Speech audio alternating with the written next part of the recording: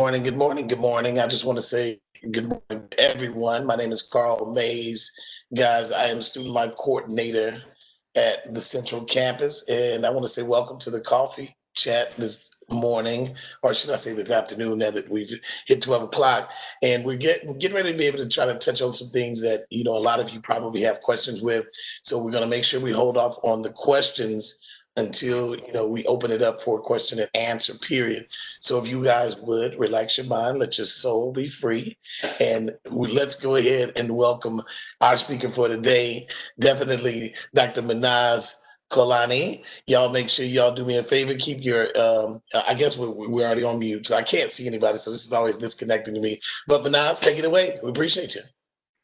Oh, Kyle, thank you. Thank you so much for having me. Anytime that we get a chance to chat with our students about the counseling department and what we do, and just share and touch on, important issues related to our psychological well-being, we are happy and excited to do so. So thank you for having me. I have a few slides that I want to share with you guys, but this is very informal and it's more conversational. Hopefully I'll get a chance to get through all of the slides. If I don't, that's fine. So first thing we want to talk about is the fact that the world that we are living in has changed, and it's undoubtedly changed. And I don't think that anybody needs to remind us of the changes. It's changed the way we live our lives. It changed the way we go to work. It's changed the way we go to school. It's even changed the way we celebrate and the way we grieve even. So there's not even one aspect of our lives that is not touched by this global health crisis.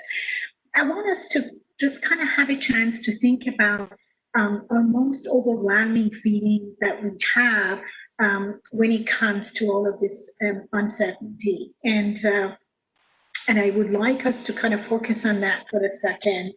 Any time that there is uncertainty, there is anxiety, and the higher the levels of uncertainty, the higher the levels of anxiety. So it's important to realize that and validate our own feelings and recognize the fact that this is a very challenging experience that we all are in, and none of us are prepared for it.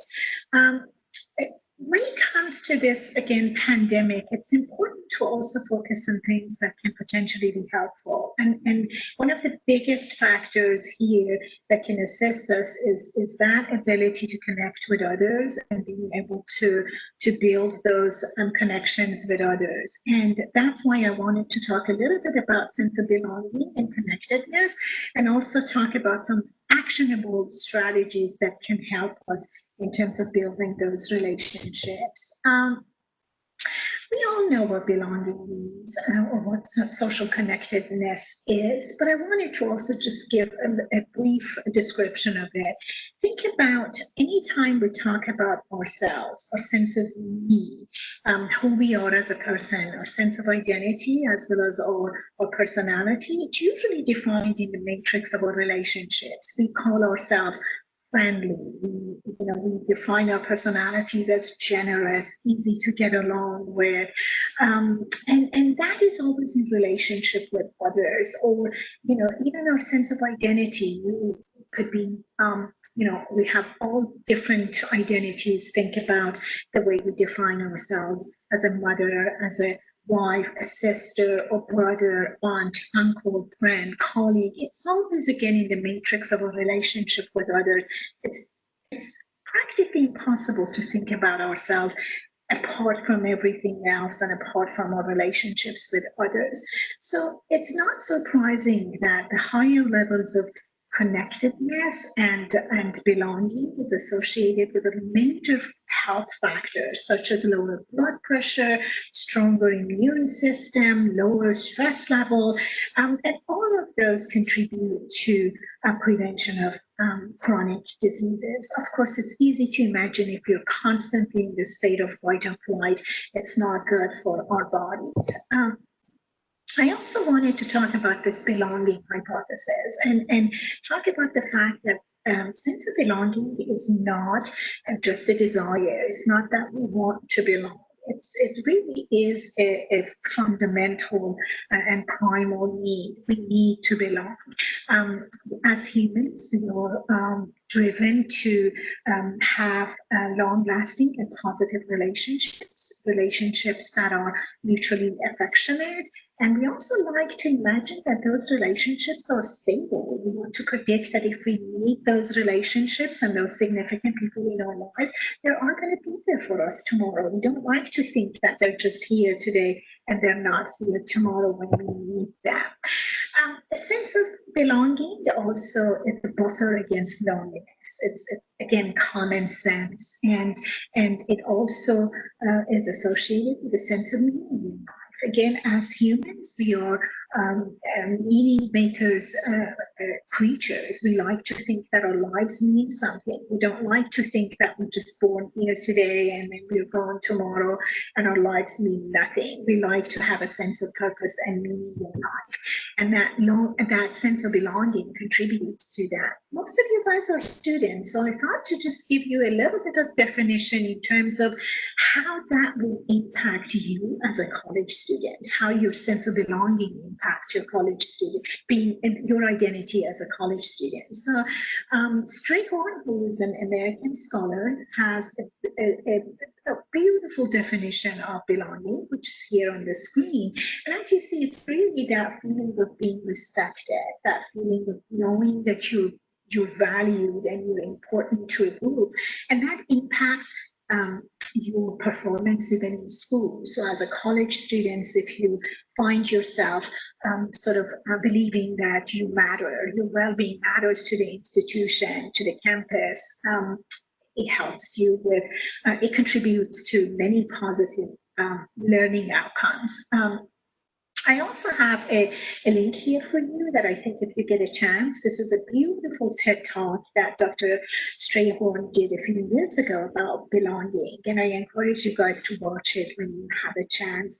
Again, it's an eye-opener. It's one of those things that we don't know about it, but when we listen and we watch somebody talk about it, it really rings a bell and resonates with us. I also wanted to talk about the fact that social connectedness is really important in happiness, and people who have, family and friends and people that they can get together with and spend time with them, they often report that they're happier. And by happiness, we're talking about that just overall sense of being okay with your life and being happy with your life. And this importance of risk that are associated with social isolation and loneliness are gaining recognition enough that the former Surgeon General referred to it as an epidemic. Whether it's an epidemic or not, we know loneliness is not a good thing for us. And it's important, particularly at this time, because of the pandemic.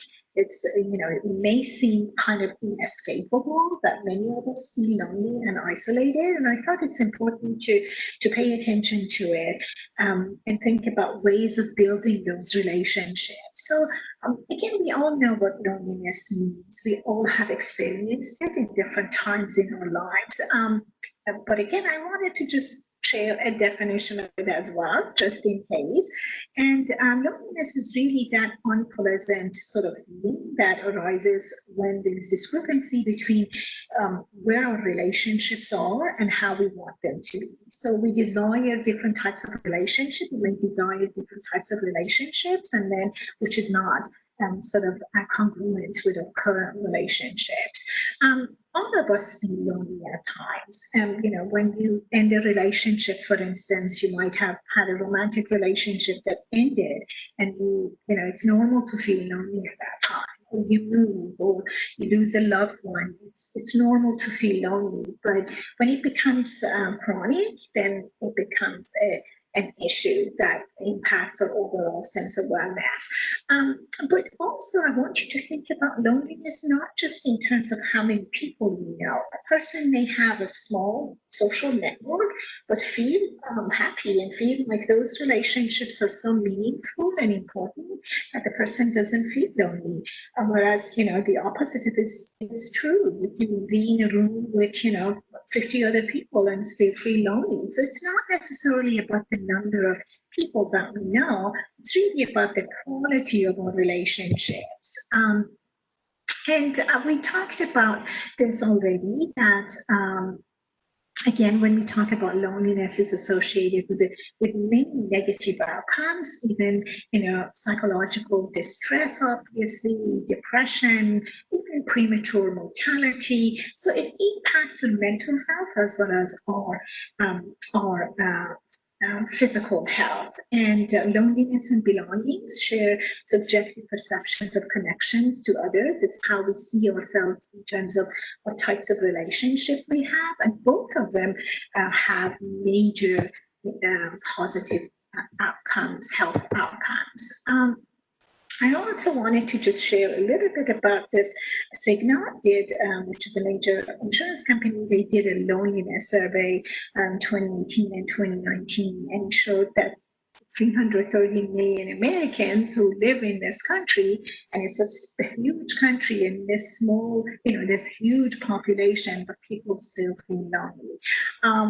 Then the rates of loneliness was 7% higher in 2019 than 2018. So whether the rates of loneliness is increasing or staying the same, it really, it's not the key here. The bottom line is that there's plenty of evidence that show that loneliness is one of those things that is not, in a chronic form, sort of shape, is not good for human beings, and that social connections and belonging is really important to our survival and our ability to flourish. I wanted to share a couple of interesting numbers and statistics from this survey that shows younger people, which is Generation Z, and it's most of our students, they feel a lot lonelier than older people. Men often feel lonelier than women. And there was an interesting fact about people with less income, less than individual income of less than 25,000 feel lonelier than people with more income. But and it doesn't mean you can buy, friends when you have money. Maybe that, when you have more money, then maybe you're more able to sort of do other things that you enjoy. But regardless of all of this, loneliness was found across all ages and circumstances. So it seems like loneliness does not discriminate, and that's why it's important for us to pay attention to it.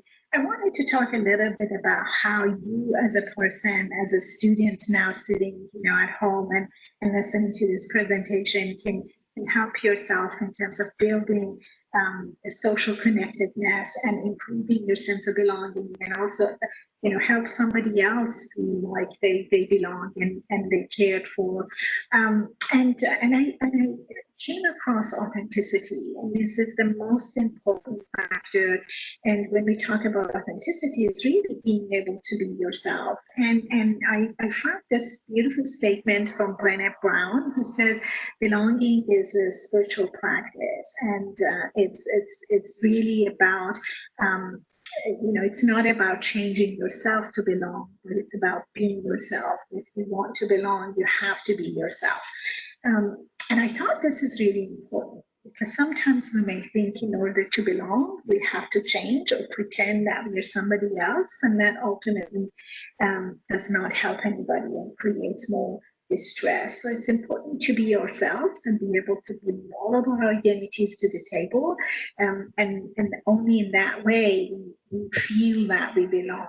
When it comes to those, again, strategies to sort of improve our connection and connectedness, it's important to pay attention to the fact that our relationships are a two-way street. We not only we want and we seek to connect with others, but we want others to relate to us and connect to us. So it's important to sort of develop socially engaging strategies. Like, I plan to spend time more with friends and family. So focus on things that sort of expand our connections with others. And if you don't have, people around you that you can engage with, turn to professionals who can assist you. And that could be sometimes, particularly now during this pandemic, a lot of times people will feel so overwhelmed that just the idea of calling a helpline or somebody they know can be really important.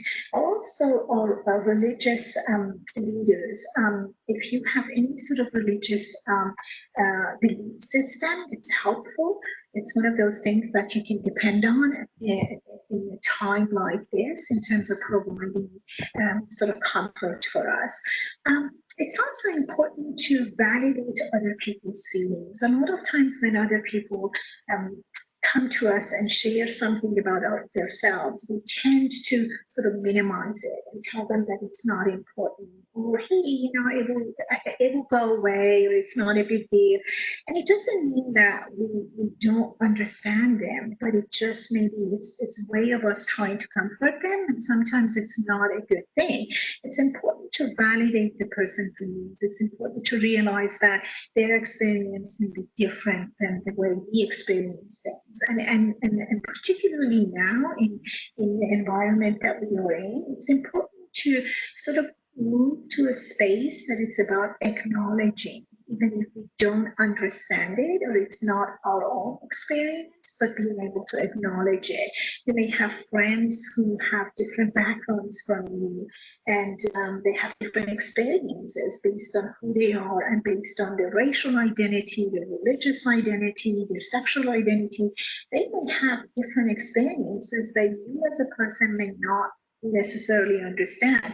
And it's important to create that space and acknowledge them and sort of decenter ourselves that even though it's not my experience, I acknowledge your experience.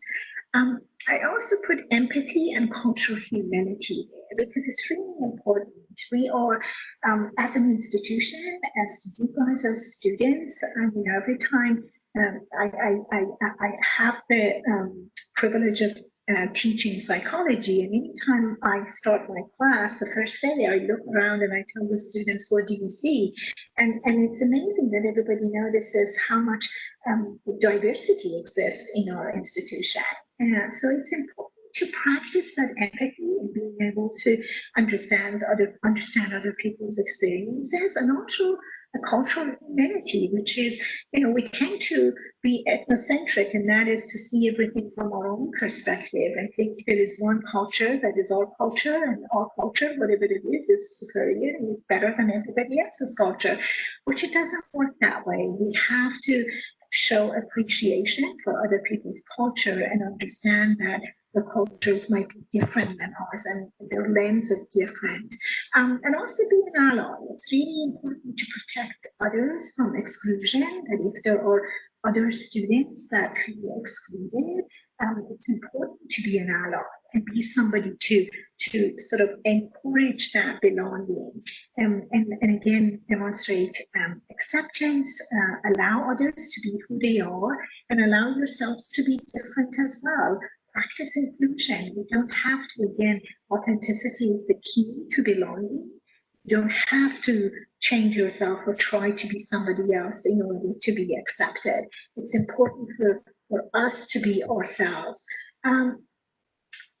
Some additional items that I put here, it's community organizations are the key. Schools, for instance, we have all these amazing folks here. Kai here will be able to tell you about everything that HCC has to offer in terms of you being able to come out of isolation and not feel lonely, and connect with others who are similar in many ways and different in many other ways. Simply get involved. Sometimes it can be as easy as to saying hi to a neighbor, to somebody that you've been out of touch for a while. Again, I cannot stress the importance of school activities and engaging with your faculty, advisors, counselors. We have this awesome group of professionals who work at HCC who really, really care about our students and want to, assist students. And everybody understands that this is a human condition that now, again, this is just uncharted territory. We are learning as we go in terms of how to deal with all of this uncertainty.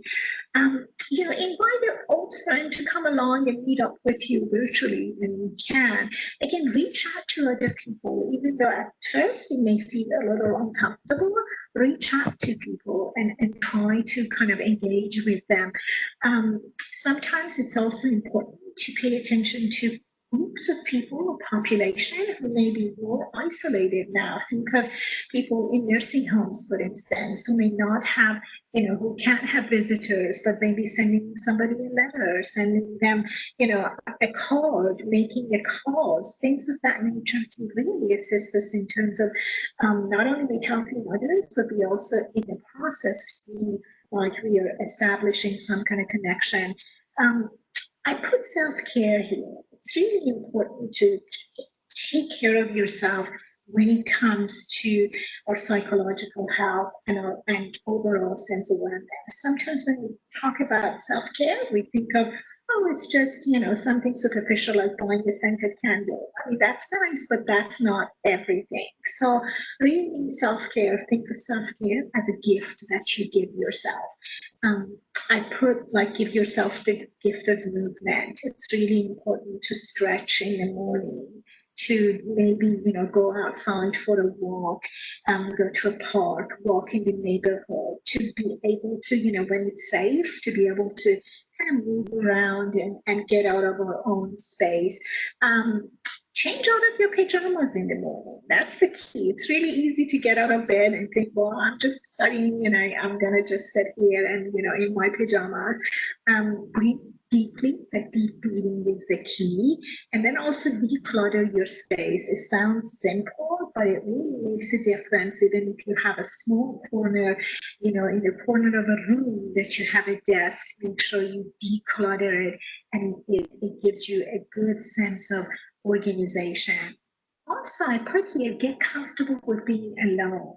And by that, I mean being alone does not mean being lonely. So if you have times that you're alone at home, it doesn't mean that you're necessarily lonely. Foster those relationships, build new relationships, foster, old relationships. But it's okay to sometimes be yourselves and be comfortable with being yourself and being comfortable with yourself and taking care of yourself. I think those are really important. I put the information for the counseling website there, and that's really, I want you to know about the counseling services. Do I have time to talk a little bit about our counseling services? You do. Please share. Okay, so HCC, at HCC, we have 24 counselors. Our counselors are all full-time and they're all licensed mental health practitioners. So every counselor that you contact is licensed in the state of Texas. They're either LPCs or licensed family and marriage counselors. We have a psychologist. So everybody at HCC is licensed mental health worker. We do provide personal counseling and mental health counseling to our students. And if sometimes we may have to make referrals and we do that accordingly based on the circumstances of the students, what they need, their individual needs, and what will be basically a good fit for them if they need long-term counseling or if they need family counseling. We do offer resources, and we do have partners in the community that we refer students to. I also wanted to talk about basic needs. We know that many of our students, you may be, sitting here and listening to me, and maybe one of those students who will be struggling with having a stable residence, experiencing housing insecurities, or students who struggle to keep food on the table. We have a page called Basic Needs, and on that page you will find a non-exhaustive list of resources that you can access, internal resources as well as external resources that you can access and get information and have and find access to resources. We also have a questionnaire there that we do encourage you to complete that questionnaire. And that questionnaire directs you to resources based on your specific needs. And then you also have the option to request to be contacted by a counselor. And then we will contact you and set up a virtual meeting for you. I also wanted to talk about a couple of other instruments that we have on the website. One is eCheckup to go for drugs and alcohol. And we know that anytime that the circumstances are such that create a whole lot of anxiety and uncertainty, many people may reach and may sort of use unhealthy coping skills. And by unhealthy coping skills, I'm talking about something like drinking or drug use, and particularly if they have a history of it, there is more likelihood of them sort of reaching out to those sort of ways in terms of cope with the stress of COVID-19 or all the other stressors that many of us are experiencing. So it's important to know that we have this instrument on the website. It will assist you in terms of measuring your level of drinking or use, and also gives you some normative information in terms of how the other folks in your age groups are drinking or using. So that's a very good tool. It's open to all, even if you have family members that you think they may benefit from taking this self-assessment. I encourage you guys to share that with others. So again, I more than anything, I want you to know that help is available. Anytime that we feel distress, or if we have experiencing any sort of mental health challenges or issues, a lot of us may feel uncomfortable in terms of seeking help. I just wanted to let you know that the counselors are available. Please feel free to reach out to our counseling department. The list of our counselors on the website, and we'll be more than happy with you. We're more than happy to meet with you and set up a virtual meeting with you. Okay, I think you have quite a bit, and it probably generates quite a few questions. So, ladies and gentlemen, I want you guys to know that the Q&A button is, we cut the chat off, so we just put the Q&A button up there. So if you have any questions, please put them in that Q&A at this moment, and we will definitely get them to Minaj right quick so we can get some of them answered. Let me see, I have a couple that are coming through right now. All right, one of the questions, it said, how can a student get accommodations for classes? And it's probably two-part, because then it says, what type of accommodations can you all provide? Very good question, and I'm so glad that you asked this question. Counseling department also provides ADA accommodations, and that is sort of an individual process based on the individual needs of the students. So if you're a student who had any kind of disability, and in the context of higher education, the way we define disabilities and is a verified impairment that impacts at least one or more major life functions. So if you have a disability and you have documentation to substantiate its disability, please contact our ADA counselors, and you can contact the counselor by visiting the website. You will see the list of counselors, and then you get engaged in this interactive process, and we'll be able to set up your accommodations for you. The most common accommodations, for instance, are extra time for testing, or when we were testing on campuses, it was testing reduced distraction environment. So it all depends on your individual needs and what the disability is. There is another question. It says, thank you for all that you have shared. They want to know, do I have to pay for the school counseling? Oh my gosh, thank you for asking this question. And I should have mentioned this. No, counseling services are free for students. We do provide limited sort of social solution-focused counseling to enrolled students. So any enrolled student, anybody who's enrolled at HCC and is taking classes during the semester is qualified to use the counseling services, and there's no fee for counseling services. Gotcha. And another question, is there a maximum number of sessions that a student gets with the counselor? As I mentioned, we do provide sort of time limited counseling. Counseling Okay. services are usually, again, focused on here and now and what is the source of problem for the student impacting their academic performance. We do, on average, we see students 5 or 6 times, but again, depending on the nature of the issue that the student needs to see a counselor for. Because student needs kind of long-term counseling, may need to have, an evaluation possibly for medication or anything that, the other issues that we may not be able to address on a limited basis at HCC, we do make referrals to community resources. Gotcha. All right. There's another one. It says, well, I can probably answer this one, but it says, do the counselors help students with transferring to another institution, or is that a separate department? Separate department. You want to make sure you get a chance to talk to your advising department for that one. Okay.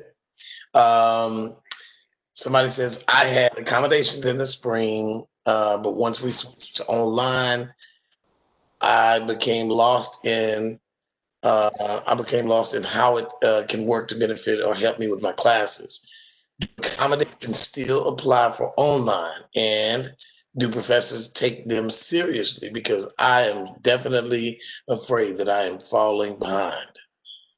Absolutely. When you have accommodations, your accommodations apply for online classes. When we transition to online format, your accommodations still stand. However, some items on your accommodations may not apply to an online class. Let's say if you were a student who had an accommodation for preferential seating in the classroom, because we are not in the classroom anymore, that particular accommodation does not apply.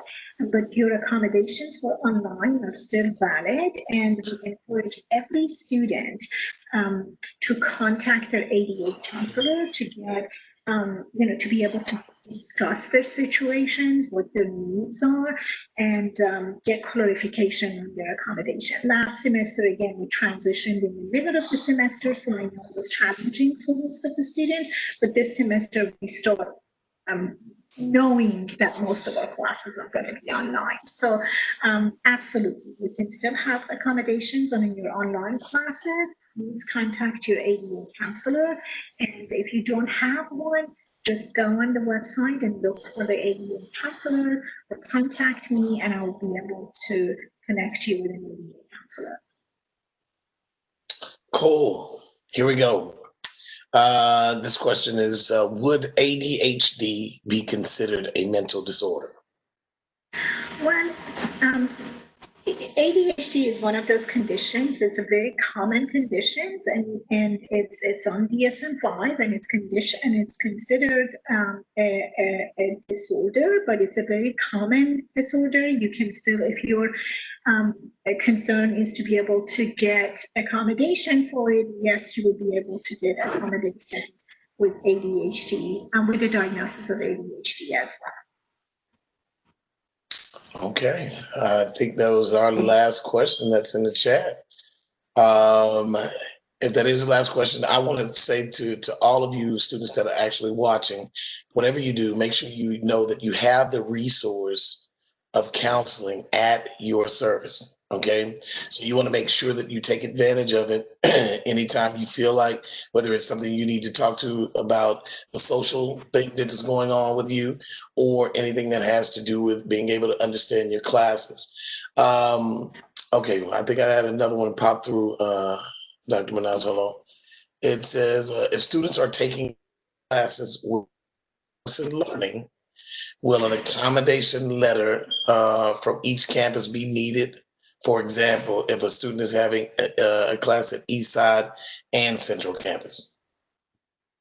Okay, well, we normally, our process is that we request students to meet with a counselor at their campus to get their accommodations from that counselor, because again, that counselor is on your campus, and we go see that counselor knows the faculty who's teaching on that campus. So that's a regular process, but during this time, during the COVID-19, because most of our classes are online, and we are basically functioning more as a college, then you can use an accommodation from the same, if it's for that semester, you can use it in all of your online classes. Some programs, for instance, are so specific that we do want you to contact the counselor from that particular campus.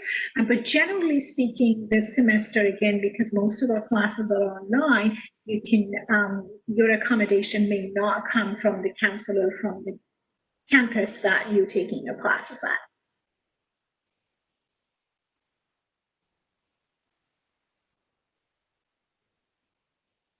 Oh, I lost you. That mute button gets me every single time.